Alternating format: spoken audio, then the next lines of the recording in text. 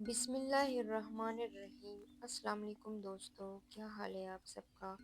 उम्मीद करती हूँ कि आप सब खैर खैरियत से होंगे। तो दोस्तों, आज मैं बना रही थी मटन गोश्त, और उसके साथ उसमें मैंने आलू ऐड करने थे। तो मैंने सबसे पहले ऑयल में प्याज को एक बड़ा प्याज लिया, उसको फ्राई किया। ये देखिए दोस्तों, इस तरह से मैंने ऑयल डाला, फिर उसके बाद मैंने प्याज को फ्राई किया प्रेशर कुकर में। मैं प्रेशर कुकर इसलिए इस्तेमाल करती हूँ क्योंकि गोश्त जो है वो जल्दी नहीं गलता, तो इसलिए मैं प्रेशर कुकर में बनाती हूँ। और उसके बाद फिर मैंने इसमें गोश्त ऐड किया, तकरीबन एक पाव के करीब गोश्त था। मटन का गोश्त ऐड करने के बाद इसको मैंने प्याज के साथ अच्छी तरह भून लिया।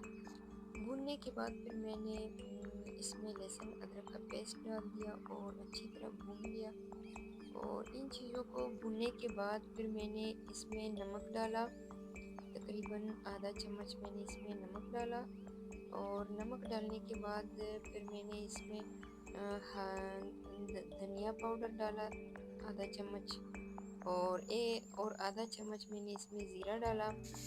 और उसके बाद फिर मैंने मिक्स मसाला तकरीबन 2 चम्मच मैंने इसमें डाला। मसाला चूँकि कम था, लेकिन फिर भी बस गुज़ारा हो गया, मैंने 2 चम्मच इसमें ऐड कर ही लिया। मिक्स मसाला डालने के बाद फिर मैंने इन सारी चीज़ों को अच्छी तरह भून लिया। जब मसाला तेल छोड़ने लगा, फिर इसमें मैंने टमाटर ऐड कर दिए, तकरीबन 3-4 दरमियाने साइज़ के मैंने टमाटर पीस कर फिर मैंने इसमें ऐड कर दिए और अच्छी तरह इसको मैंने भून दिया।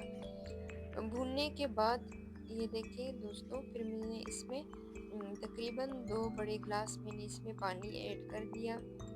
और कुकर को फिर मैंने 15-20 मिनट के लिए 20 से 25 मिनट के लिए मैंने कुकर को बंद कर दिया। और जब इसका गोश्त गल गया, फिर उसके बाद मैंने इसमें आलू ऐड कर दिए। और दूसरी तरफ मैं दूध वाली चाय भी बना रही थी साथ-साथ।